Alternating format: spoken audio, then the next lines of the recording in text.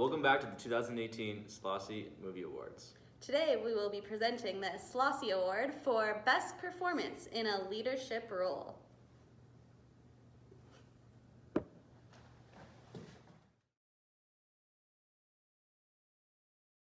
the first movie, Champions, we look at Sheldon Keefe, the starring actor who plays an autocratic leader. An autocratic leader is someone who is defined as controlling of the whole situation and takes little input from anybody else. Any idea that they implement is an idea of their own. In the movie, there are multiple examples of him as an autocratic leader. For one, he determines who is in the lineup and which line they're playing on before the game. During the game, he determines which lines are getting played in specific situations to ensure that the team has the greatest success. Another example of his autocratic leadership is when he calls timeouts throughout the game and makes sure that it is in a situation where the team is willing to have success. And lastly, his autocratic leadership can be shown when he is calling out players for making mistakes based on his systems, and if they're not following his systems, then he'll ensure that they are made known that there are mistakes that the players have made. The wow moment for me when watching Sheldon in his in-game experience was watching him argue a call with the referee. This is something that is not very seen by an autocratic leader, but what he was doing was defending his players and making sure they got the justice that they deserved on having a missed call called against them. We will now be looking at the action movie Champions, starring Sheldon Keefe.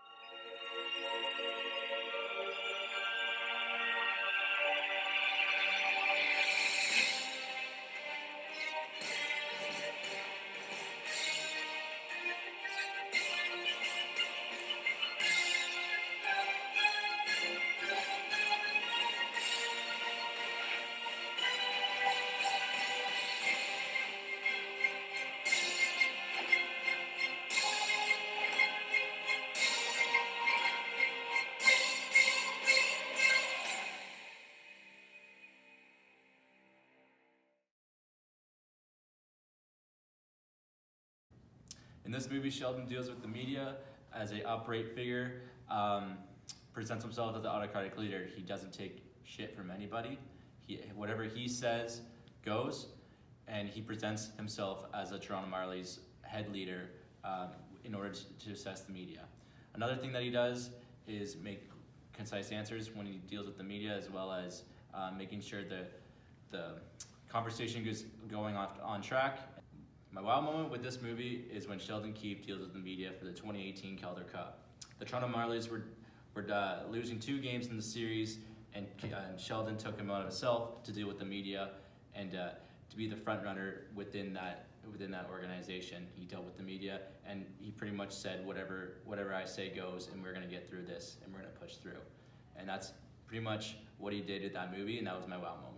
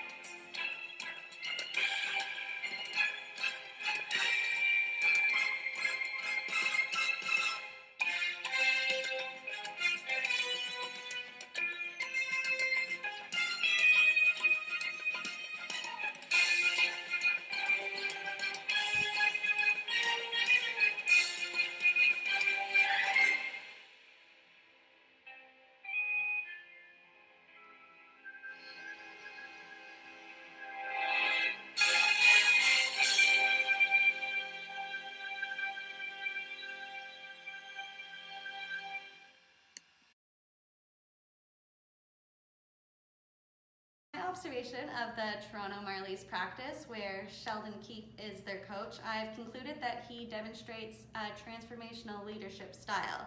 So despite practices starting usually around 11 a.m. every time they hold one, he gets up at 5 every single morning to head into his office to review video footage of games and practices to find new ways to coach and develop his players. The practice consists of different drills, running line changes, and 5-on-5 scrimmages. And what I noticed as my wow moment was just how detail-oriented and person-focused Sheldon was.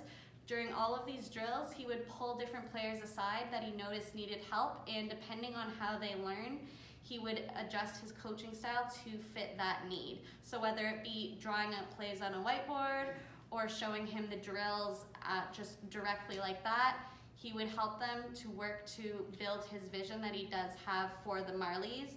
As a former player himself, he can draw an expert power because he's used to being coached, and he can now take those skills and apply them to the way in which he coaches.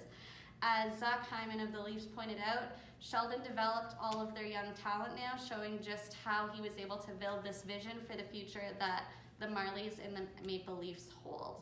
So besides being charismatic, he's also personable and relatable, which really gives him that wow moment that you can see when he is coaching a practice.